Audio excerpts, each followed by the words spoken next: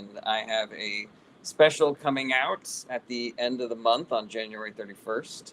And so I am doing an Ask Me Anything live stream to promote it. So if you guys have any questions about comedy, stand-up comedy, performing in general, any questions about the special or me or stand-up, I am happy to answer all of those questions for you. So yeah, just throw your questions in the chat. I'm really proud of this special. I worked really hard on it. This is the product of many hours on the road, touring the country as a stand-up comedian, writing and rewriting material, and then editing everything together, and trying to get as many people as I can to watch it. So, if you got any questions about comedy or stand up or about just anything that you like, I'm here to answer all of your questions. So go ahead and throw your questions in the chat, and we will get to answering them. If anybody is curious about stand up, about doing it, or what it's like to do it, or I spent many years in the trenches of open mics in New York City, and so I got a lot of stories from that era that I can dip into as well. And so yeah, any questions about comedy or whatever? JP says, "Have you helped a drunk comedian to use the toilet?" No, I have never helped a drunk comedian to use the toilet. I did do one. I did do a couple of shows, at least one show that I can remember, just like blasted out of my mind, just like 10 drinks deep, with a bunch of other comics. We had just come from the comic strip live Christmas party. And then we went down the street and we kept on drinking at this karaoke bar, did a couple of karaoke songs. And then we went back to the club to do our shows that night. And boy, oh boy, yeah, that was a shit show, man. That was a mess and a half. All right. Way to get us off. Way to get us going, JP. Thanks for being here. Yeah, any questions about stand-up, let me know. I got my special coming out on January 31st. It's called I'm Worried. It is a mix of topical material and some personal material as well. Tell a couple of stories in there. I think it's a great special. So, Shahan Shah says, "Will Democrats reform themselves?" Well, we're not really talking about politics right now, but I'll tell you this: the Democratic Party is influenced by its base. So if you put pressure on the Democrats who are in charge, you can get them to change. Fletch lives again. Great to see you. Your top favorite comedians? I like new comedians. So I'm not going to come out here and tell you like check out George Carlin or Lenny Bruce or anything like that. Like those guys were obviously transformative for their time, but I think that comedy is probably best if it's of the moment. Willie, thank you for helping me reach my first gift goal of the live stream. And yeah, we're doing a late live stream just talking about comedy and promoting the stand-up special. So any questions about comedy, throw them in the chat. So yeah, who do I like now? There's a very special place in my heart for Anthony Jeselnik. Like, I think he's a great comedian, but I've just seen him in interviews a whole bunch of times, and he just seems cool as shit. And he's got I think he's got the right politics for somebody who doesn't want to talk about politics, where he's just like, the people who are complaining about cancel culture fucking suck. Do your fucking job. I like Joe Rogan. He's a friend of mine, but if you listen to his show, you're a fucking loser, Yeah, man. I dig the dude. And for a while, we had the same dentist in New York, which is pretty fucking fun. But yeah, there's a bunch of young comedians that I like a lot, like Andrea Jin. She's fucking hysterical. Kristen Key is a friend of mine, and she is just a bottle of pure joy, just uncut joy, unfiltered, straight from the tap joy. So I highly recommend her. I like Roy Wood Jr. For a while, I thought Joe List was putting out some of the best specials on the market. But yeah, a lot of great comics out there. Ooh, ready. Josh says, which open mic scene is better, or what differentiates the different open mic scenes of LA and New York? Feel free to include other cities you might know. Okay, so yeah, let's talk about the open mic scene in various cities. So I haven't been doing open mics for a long time, and open mics I think are a really valuable tool for becoming a stand-up comedian and meeting other people in the community, learning from other comedians, like what they're trying.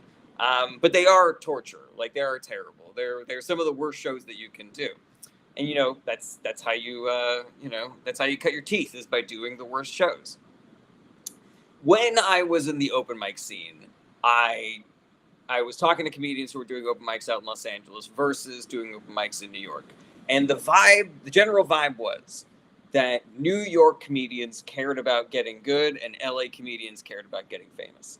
And so the fact that New York City is so condensed and you can get around using public transportation versus, you know, having to drive from spot to spot in Los Angeles, find parking at every single one of those spots, and sometimes the open mics can be a solid 20-minute drive away. It just completely limits your ability to do a whole bunch of different spots in one night. And the thing is, like, if you bought an unlimited monthly or weekly MetroCard in New York City and you did like 3 or 4 mics every single night, you were working that MetroCard and you just felt the price of it just becomes so much more worth it, when you're just swiping, going uptown, swiping, going downtown, swiping, getting on the bus, swiping, getting on the train again. Yeah, it was really exciting when you're a young person, just like bouncing around. I want to get to that mic in time. And then if you're doing multiple open mics and you're friends with the people running the open mics, you can tell them like, hey, I'm doing the Creek in the Cave open mic after this. Do you mind if I go up early? And they're usually cool about it. But yeah, I didn't feel like, and I mean, again, I didn't do a lot of open mics when when I was in Los Angeles, but it didn't feel like there was that same camaraderie. It didn't feel like there was that same community. It didn't feel like there was that same obsession with the craft. And also, it was just logistically difficult to be able to do multiple spots in one night. Okay, Save America 2025 says IGHT. I don't know what that means. I got Hill. I don't know. Kevin Hart or Charlie Kirk? Like, which one's a better stand-up comedian? Kevin Hart, definitely. Andrew J. Rivers, my buddy, a fellow stand-up comedian who I have gone on the road with. Thank you for being here in the live stream. Where are the kids? There's one in my wife's belly right now, but it needs a couple more months to cook. Okay, JP says, does Andrew Rivers' hat smell like I think it does? Yes, 100%. I don't know if you guys know Andrew Rivers' joke about constantly smelling like gardening, but the rumors are true, my guy. The rumors are true. And since we're light on questions right now, I will tell you a story about Andrew Rivers. I was on tour with him. The comedian that we were on tour with, this guy named Steve Hofstetter, great guy, love him to death, but he has a habit of booking just like the most insane routing for tours. And so we had a show together. We did 2 shows in Sacramento, California, a 9 o'clock show and an 11 o'clock show. Or maybe it was like a 7 o'clock show and a 9 o'clock. Yeah, it was a 7 o'clock show and a 9 o'clock show. And then after the 9 o'clock show, which, we were done with that at like 11:30 at night, something like that, we then had to get into a car and drive 13 hours for our next doubleheader in Vancouver, Canada. And to make matters worse, we hit like crazy traffic just outside of the Canadian border. And so the 13-hour drive turned into like a 16-hour drive or something, and we didn't have time to go to the hotel first to take a shower or anything like that. It was massively exhausting, and we just like felt gross. But goddamn, was it fun to get like that silly and sleep deprived and stuff like that. So we're driving through the night, Sacramento to Vancouver, trying to sleep as much as we can in the tour bus. We arrive in like Seattle or Portland or something. Like we do a coffee break, we go to the bathroom and stuff, and everybody's just like sleep deprived and completely fucking insane. And so Andrew Rivers at the time was drinking these like meal substitute protein shakes for meal replacements if like, we didn't have time to go get food or anything or to save money.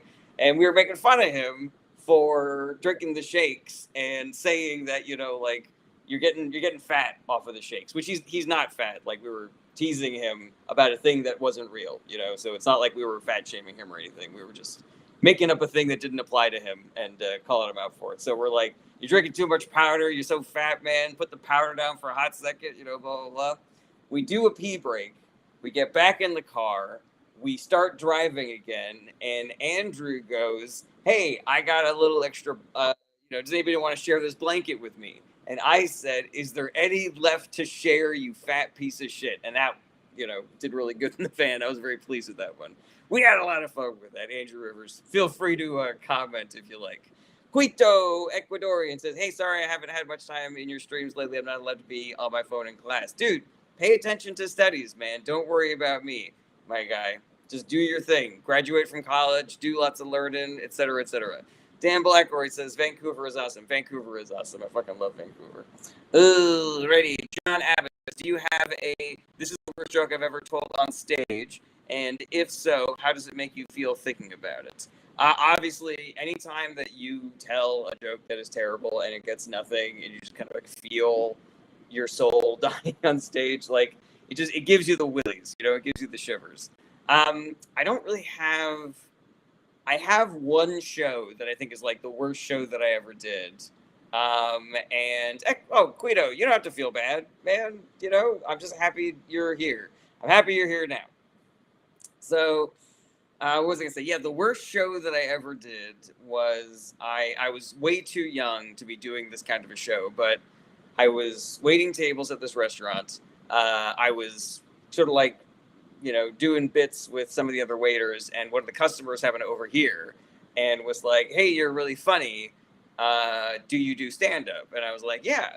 And he goes, would you do stand-up at my birthday party? And I was like, absolutely. Like, not realizing that it was a fucking hell gig doing birthday parties. Like, you never should do, even if you're a professional comedian, you should never do birthday parties.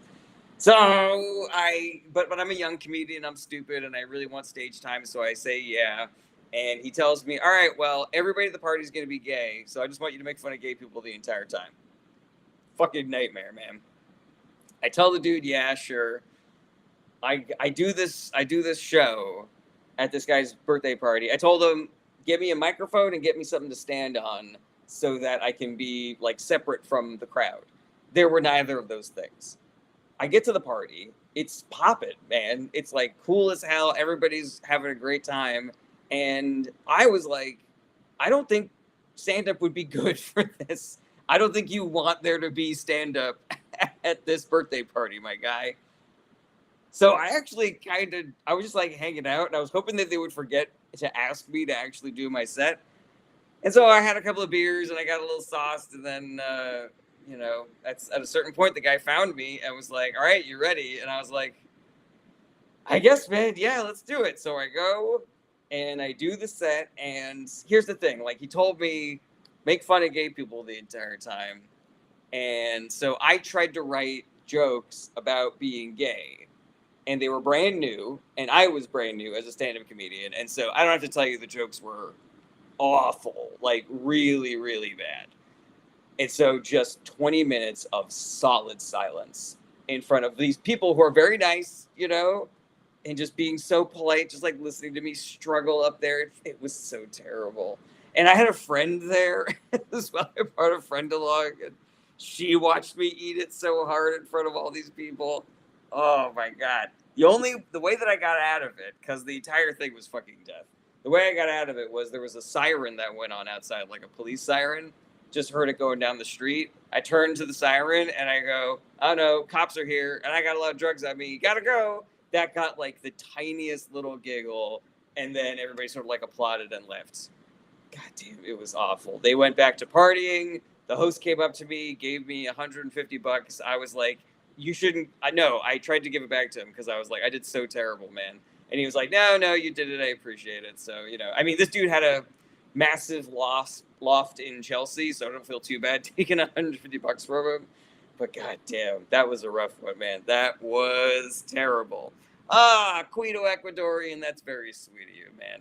All right, let's get back over to these TikTok comments. Oh no. JP says, oh no, Andrew is here to see my rude question. Oh, he doesn't know who you are. Don't worry about it.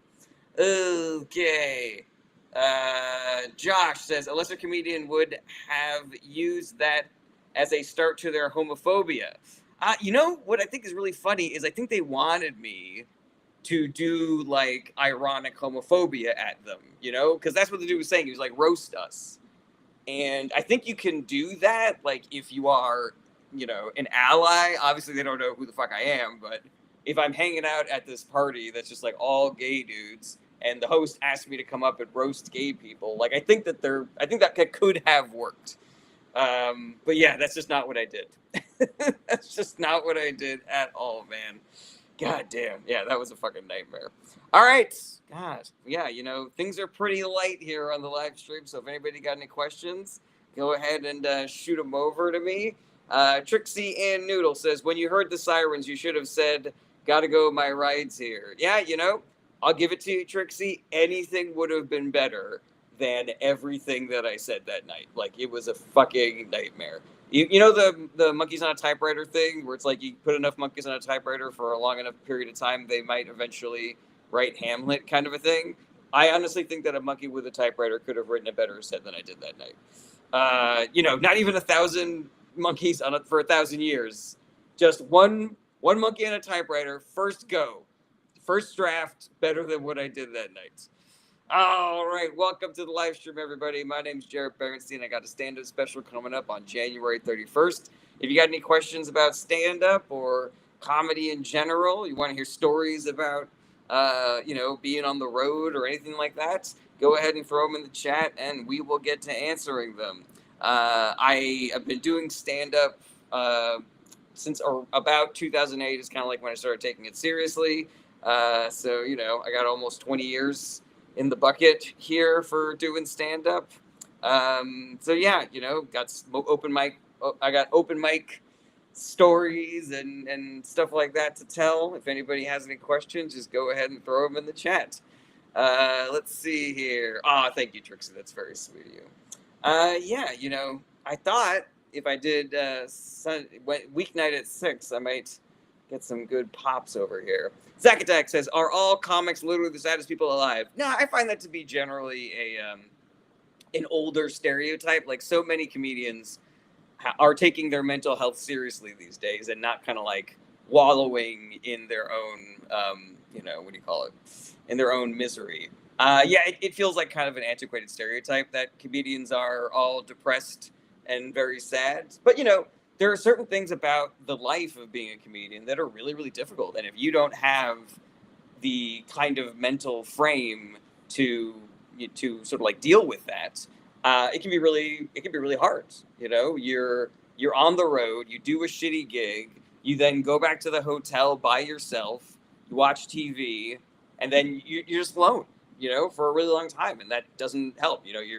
Especially when you're first getting started, you have to do like the cheap version of everything. So, you're eating free, shitty food at the club, taking the cheapest, shittiest bus to the venue, staying in the worst hotels. I have never stayed in as terrible of a hotel in my life as I stayed once when I was doing stand-up comedy, and that stuff can be really difficult. In addition to like all the other strains and pressures of being in the entertainment industry, where it's like,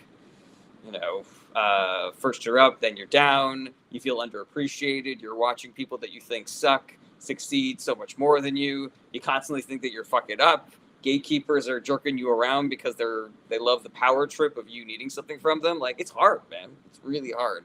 So yeah, I don't think that they're necessarily more mentally unstable than other people, but they're in a difficult profession. And, there are things about it that can push you into depression, like the loneliness of it. Yeah, exactly. All right, Carmine says, I don't know, sounds like we need a book about that. There are other better comedians who have written better other books about being on the road. I think there's a book of road stories called, like, I forget what it was called, but yeah, that was a big part of me really wanting to do the road, was reading all those road stories. TikTok motherfucker says, what topics do you talk about in your stand-up? I do some personal stuff. I do some topical political stuff. I tell some stories. It's just whatever I feel like talking about, I guess. Let's see here. All right. Let's see here.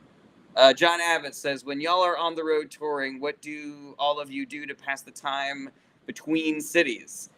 So when I first went on the road, I thought that the tour bus was like a communal space. And so like we would listen to audiobooks together or listen to music together or something like that.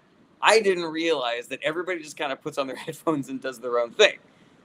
But, you know, the comics that I was on the road with my very first time, they kind of adapted to that. They were like, all right, well, I'm down. Let's listen to this audiobook that Jarrett's got on, or, you know, let's listen to this podcast that Jarrett's got on. You know, we all learn stuff together. After that, I kind of like picked up, I got with the program and we all just kind of like did our own thing. You know, depending on how long the drive is, I've watched movies. For a while, we had a television, a retractable television that went down like for when we wanted to watch it, but we used it exactly like one time. You know, the entire like 2.5 years that it was installed in the tour van. But yeah, you know, watch movies. Take a nap is a big thing for me. What I like to do, what I usually do, depending on how long the drive is I'll take the first shift, and then second shift starts. I lay down in the back. I put my hat over my face, and then I take just a dope ass fucking nap. There was one time we had a tour bus that had a little twin bed in the very back, and a little closed space, like you could you know, close the slat so that you could have a little privacy. I took some incredible naps in that bed. But yeah, it is an exhausting life, especially going on the road with Hofstetter, because the routes that he plans, he's such a fucking animal about, you know, like, all right, 2 shows, get in the car, drive 10 hours, 2 shows, get back in the car, drive 10 hours, you know, blah, blah, blah. So yeah, you really need your nap time when you're on the road with that fella.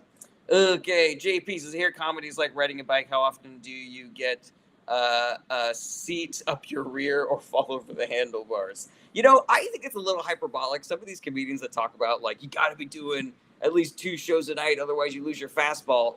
You know, I take massive breaks between tours. And yeah, there's a little bit of rust to get off on the first couple of shows, but after that, it is like riding a bike. You know, you just kind of get back into the swing of things. And I've seen a lot of comedians who do have that schedule. I've seen them get worse sometimes. Like, I've seen their specials deteriorate in quality, and I'm like, I don't think doing 2 sets every single night has been the thing, has been keeping you sharp the way that you think it is. Josh says, do you have any comic heroes from like 50 years ago? Not calling you old, just like Mel Brooks, Dangerfield, that era. And have you met any of them? I think my number one, like the first comedian that I was ever obsessed with was Emo Phillips. Emo Phillips is an incredible comedian. Great one-liners, super weird. I had this cassette tape that I tortured my family with, because every time we were in the car, I wanted to listen to Emo Phillips, the same set over and over again. You know, I had the whole thing basically memorized. And then I think in like 2010, something like that, I did improv at the North Carolina Comedy Arts Festival, and he did a set there, and he was still fucking cooking after all these years. After being a little bit famous in the 80s, he had a fucking packed house of young. It was so cool to see like young people enjoying Emo Phillips again. He was so fucking funny. He crushed. And he also was wearing these really big pants. And for some reason, he took off his jacket in the middle of the show. He stuffed his jacket into the pockets of one of the pants that he was, one of the pockets of the pants that he was wearing, and then pulled them out of the other pocket. But he didn't do it like whoosh whoosh, like really quick. He was like telling a joke, and then he finished the joke, and then he told another joke, and then he finished that joke, and he's shoving his jacket in the pocket, and he tells like 1 or 2 jokes that way, and then he starts maybe taking out a little bit of the other pocket, and he gets through like 10 jokes or more through that entire process, you know. And yeah, we took a picture together. He could not have been nicer. I met a bunch of big comedians doing shows and stuff like that. A lot of them were younger comedians. Like, I never opened for like Norm Macdonald or anybody like that. Oh, I did host the Zoom show for Gilbert Gottfried once, and that was really cool. And Gilbert, it was an improvised set, so it wasn't like, you know, he was doing something prepared. And this is maybe a year or 2 before he passed away, and he was still so fucking good, man. But yeah, I did a show once that had like Samir's I can't remember her name. Shazir. She used to be on Saturday Night Live. Sashir Zamata, that was her name. She was on there. Michael Che was on there. Yeah, a couple of famous people were on there. I can't remember who else. And that was part of the Brooklyn Comedy Festival. And I think they felt bad because I submitted my tape. Everybody got their spots. They forgot to book me. So I sent me an email. I was like, hey, I thought I was in this festival. And then they put me on the show that had like all the SNL people on it at the Knitting Factory. That was really cool. Alrighty. Yeah, I love Mel Brooks. Dangerfield was fucking hilarious, obviously. Yeah, let's see here. All right, let's get back into some of these TikTok comments. Fucking headphones. Trixie Noodle says, how long does it usually take to read the room? It kind of depends, Trixie. If you're there watching the other comedians, you can kind of get a sense for what kind of audience it is, but you can also psych yourself out and think like, oh, these people aren't going to enjoy XYZ jokes, so I should try to tailor my set to them, and then they hate your tailored sets. Some comedians, they like to just walk on without having seen the room at all and just kind of like feel it out in the moment. 99% of your work as a comedian happens when you get on stage, as far as like reading the room is concerned. I'm not talking about like writing the material. I mean like how you figure out what kind of an audience you have is what happens after you say your first like 5 words, basically, and then you kind of adjust based on that. Yeah, I would say that by the time you're done with your first joke, you have a pretty good read on what kind of an audience you got here. TikTok motherfucker says, Mulaney went too far, though. What do you mean by that? Real Benda says, is this Jarrett comedy discussion or still politics? It's comedy discussion, obviously. I got a picture of me doing stand-up. I got my stand-up special drops on January 31st. Everybody check it out. Link in the bio. Let's see here. John Abbott says, I heard other comics talk about how incredibly kind emo is. Kind and fucking hilarious, man. The dude is funny as fuck. Alrighty. Real Bendis says, did you ever see Norm Macdonald bits on Germany on Letterman? So funny. Yeah, Norm Macdonald was fucking hysterical, man. I loved Norm. He was a little problematic. He weirdly had this like well of homophobic material that he would go to sometimes, and it just, I don't know. It didn't age well, but a comedian's comedian. Really loved pushing the boundaries and doing like, if you guys are doing this, I'm doing the other thing because I want to be different. I want to be unique. He did this thing once where they were guest hosting like some awards show red carpet, and it was like him and Jenny Slate, and just like a rotating bunch of people would like sit down on the couch with him and chat. And I felt really bad for Jenny Slate because I think that she was looking at this as like an opportunity, and Norm Macdonald was just being kind of like hilariously a dick to everybody and changing the subject and not, letting people plug their things, And so certain comedians would get up there and see what he was doing, like Andy Samberg, I remember very specifically, was like on board.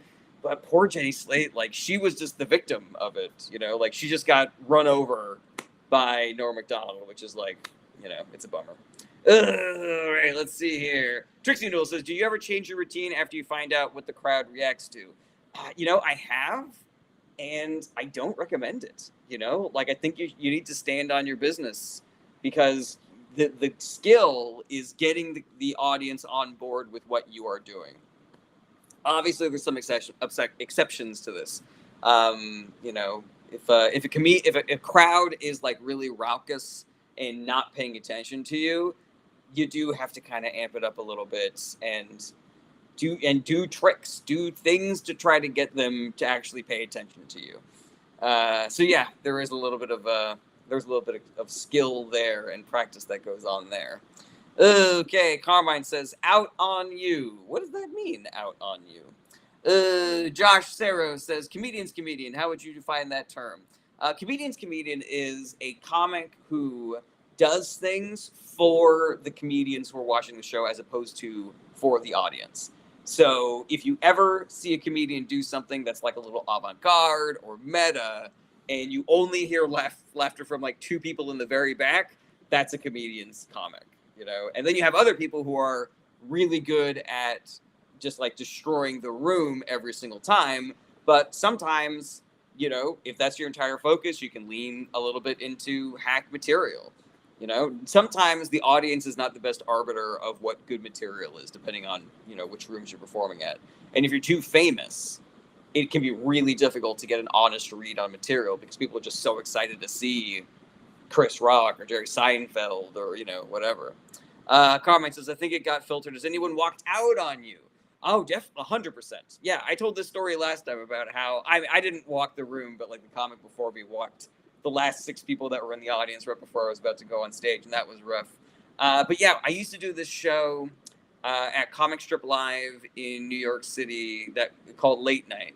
And basically what happened was there would be a full show that was like, I don't know, 90 minutes, close to 2 hours kind of a thing. Showcase show. So you got about 8 comics doing 20 minutes each, so, something like that. And then what they would do is they would put young comedians on afterwards. But they wouldn't tell the audience that the show was like changing over. They would just wait for their patience to all collectively end. And so you would just watch as people realized, like, this show isn't ending. And it was kind of a mean thing to do psychologically, because you would see another comedian, they would kind of suck, and you'd be kind of tired, and you'd be like, all right, well, let's just wait until the show ends, and if it's not this comedian, we'll leave. And they just watch people just get like so tired and tired and tired.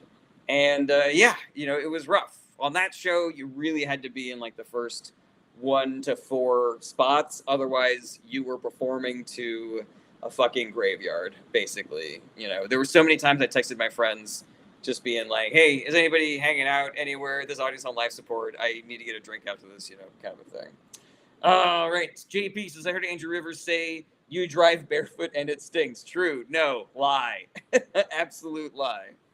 Okay. Let's see here. All right. Yeah, we're all caught up on comments and questions. So if anybody has anything that they want to ask about, otherwise we might just make this a short one. I like trying these other live streams, but it is a little humbling to be doing a live stream where you're talking about politics to over 100 people, and then do one where you want to promote your stand-up album, and you got 15 people at the most.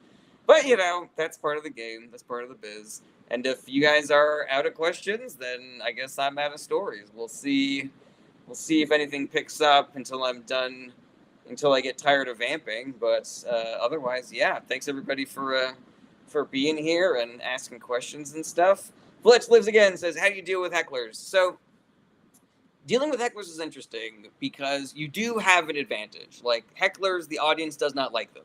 They do not like it when people interrupt the show. And you're on stage, and you have a microphone, and you potentially have already told jokes that the audience has liked. So they're on your side, and you have all the ammo, and the heckler has none. But there are some things that you have to keep in mind while utilizing all of those advantages, which is number one, you don't want to give this heckler so much attention that they keep on heckling you. You want it to be 1 or 2 comments, get your big laugh, get back into your set. And sometimes engaging too much with a heckler makes them want to heckle you more, or makes other people want to heckle as well. So there really is a skill to heckling in a way that just shuts it down and moves on. That's number one. Number 2 is you never want to be so mean that the audience gets on their side instead. I've seen comedians do that, and that is a nightmare. But yeah, knowing that you have all these advantages, you have all the power. All you got to, I told a friend of mine this once, I was like, all you got to do is take a beat and say something funny in response. Like, that's our whole job. So if you just you start to think when you're a young comedian that you have to fill all the space. So you need to come up with a funny thing to say right now. But you can take a breath. You can take a second. And that's where the idea comes from. And then, a second to you on stage feels like an hour. So to everybody in the audience, they're like, oh my God, I can't believe how quickly he came up with that kind of a thing. Alrighty. Real Bennett says, do you think Matt Rife is a good comedian or more eye candy for women? So I know people who came up with Matt Rife, and they tell me that he used to be a good comedian. I think he's one of those comics that got over his skis a little bit, got a little too famous a little too quickly, and then stopped basically trying. So yeah, I don't know if I would call him, there's kind of like this badge that certain comedians will like ascribe to them, whether or not you paid your dues, if you're actually good in the room, or if you're, just a famous person who, gets away with murder because you're selling out arenas and shit like that. But yeah, if other comedians respect you and are like, yeah, that dude has fucking been in the trenches, that dude can fucking turn a room around, I don't know if I would give him that badge. You know, I do think that he gets away with murder because of his fame and his looks and stuff like that. Oh, right. Beal Mendes said, at one point, can you call a bouncer to remove a heckler? Oh, yeah, yeah. And there's usually, like, depending on how good the venue is, they will usually set that up beforehand. Like, is there a code word that you want for getting rid of that person or anything like that? I've definitely done shows where the hecklers have been so just, like, unmutable that I just start seeing the bouncers, like, slowly walking there. Like, they know what's about to happen, so they just kind of, like, stand behind them and just wait for the comic to finally lose patience and be like, yeah, can fucking get those people out of here, you know? All right, Triska says, are you friends with Jared Freed? I found your TikTok when you did his podcast. I did Jared Freed's podcast? I have zero memory of doing Jared Freed's podcast. I like Jared Freed. I used to do open mics with him all the time, you know, and I do like how he kind of pivoted to doing like charcuterie boards, you know. But I have zero memory of doing Jared Freed's podcast. When did I do Jared Freed's podcast? Was he on my podcast? Did he do Is This Anything or something, Triska? Do you remember? I do not remember at all. Trixie Noodle says, do you have a favorite comedian? You know, I do. I kind of think Anthony Jeselnik's my favorite comic. I like his comedy and I like his personality as a human being. But there are a lot of younger comedians that I like a lot, like Andrea Jin and Kristen Key and stuff like that. Yeah, I love supporting younger comedians. You know, I think we can lionize the elderly a little bit too much in entertainment. Real Bendis says that's a huge fear of losing an audience to a heckler. Probably. How did you overcome it? You know, I want to say something besides just you get your reps in. You know, you do one bad heckler interaction, it hurts, and then you know the next time you do a little bit better, and it hurts a little bit less, and then you do a little bit better the next time, but.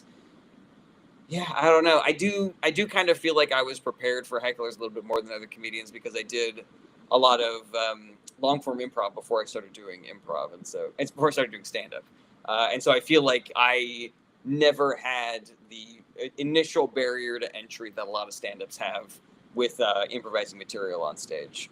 John 868 says Brian Regan. Brian Regan's a great comic. Worley says Phil McCracken is my favorite comedian. You're my favorite comedian, Worley, because only a brilliant comedy mind can come up with something as unique and never said before as Phil McCracken. All right. Yeah, it's been like a year maybe. The J Train podcast. I don't think that I did the J Train podcast. Maybe they had like a clip of my TikTok on their podcast, but I really don't think I did it. Can you forward me whatever it is that you saw, Triska? Because that is, I am really curious about that. Josh Saros, has a heckler ever been a good addition? You know what? As much as I would love to say no, the answer is yes. There have been a handful of times when the heckler just fucking nailed it. You know, I was on stage once with Hofstetter and John Bander, the tour manager. We were kind of like doing a Q&A with the audience. And we were doing this bit about, we were improvising a bit about Benjamin Franklin and how much he liked to fuck, because that was like a fun tidbit about one of our founding fathers was that he was just like a real fucking fuck boy. Ben Franklin was. And so I said, you know, Ben Franklin, he was a little overweight. So I guess, you know, you can get fat just eating pussy. Not a great joke, but, you know, we were improvising. And someone in the audience yelled out, says the skinniest one up there. Fucking annihilated the room, annihilated us. We were fucking in tears. And we had to just give it up to him. We had to just be, yeah, that was a clean, good hit, my guy. Alrighty. JP says comedy has a F lot of funny fills, like film a hole and fill the cheeks. Let's see here. Mia's Lovely Adventures is so funny because Benjamin Franklin was a naughty man. He 100% was. John868 says Sebastian Maniscalco. Sebastian Maniscalco, I think, absolutely deserves the title. He's a great comic. You know, he's been doing the work for fucking forever. He annihilates rooms. You know, when he gets off stage, it's just burnt embers. He's not my cup of tea necessarily. You know, like I can recognize that he's doing good work up there, but I don't know if I would ever, you know, choose to see him on purpose. But yeah, again, nothing but respect for Sebastian Maniscalco. The dude's good. You know, he's just not at the top of my list. Mia's Lovely Adventures says I chirp like a cricket and have done that during a comedy show. It's hilarious. You know, that's funny. Me and Steve will sometimes do shows at this club in Sacramento, and there is a lady who is a big fan of Steve's, and she's come to see us in Sacramento at least 3 or 4 times, and she sounds like a dolphin. She sounds hardcore like a dolphin. And the first time we heard her, we, you know, went in on her and made fun of her, and, you know, it was all in good fun, of course. It was nothing but love for her, but yeah, we were just like so blown away by her laugh. And then when she came back the second time, we were like, well, we can't do that again, but we also have to call out the fact that there's somebody in the audience who sounds like a dolphin. So yeah, you know, we just relearn that she exists every time we do shows in Sacramento. Alrighty, let's see here. All right, yeah. Welcome everybody to the live stream. My name is Jared Berenstein. I'm a stand-up. User all bunch of numbers says we also have trans people in Palestine. All right. Well, what a weird comment. Since we're not talking about trans people and we're not talking about Palestine and we're not talking about politics at all, feels like maybe a bot could be. Somebody forgot to unplug a bot, I think. Alrighty, so yeah, I got a stand-up album coming out on January 31st. I hope that you guys will mark your calendars and come out to and you know, check out YouTube and watch it when it comes out. If you guys watch it when it drops, and that would help with the algorithm a whole lot, I'm sure. John Abbott says, "Ha! I've heard the Dolphin Lady in some of Steve's videos." Yeah, 100%. You can, if you look for the Sacramento clips, then 100%. You will get there. User a whole bunch of numbers. Sounds like you are against Palestine. I'm not.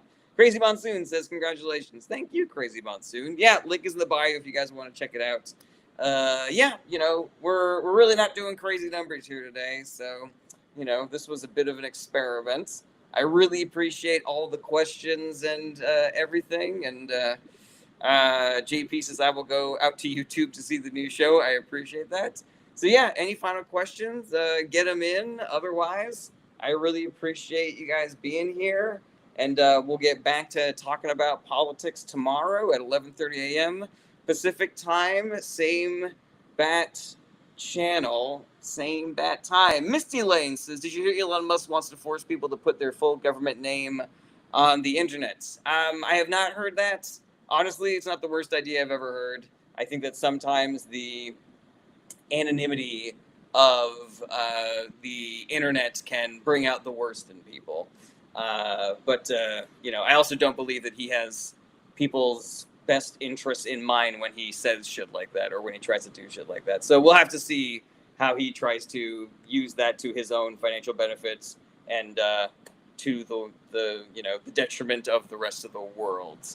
Alrighty, Real Benda says, "Please do more comedy lives. Very interested. Can you do this time another night?" I mean, if I'm being real, Real Benda, I've done it twice so far. Numbers have not been great. I am definitely willing to give another try. I'll do another one probably the week that the album is released, like the week of the 26th. I'm also going to do a Reddit Ask Me Anything as well on Hofstadter's, you know, Reddit channel, R Steve Hofstadter. Let's see here. And yeah, you know, I'm not going to write it off entirely, but if we do another where I'm peaking at 20 people, that'll probably be the last one that I do for a minute. All right, everybody, thanks again for being here. I will see you tomorrow. Regular time, regular topics. Have a great rest of your evening, everybody. Take care. Bye-bye. Goodbye, goodbye, goodbye.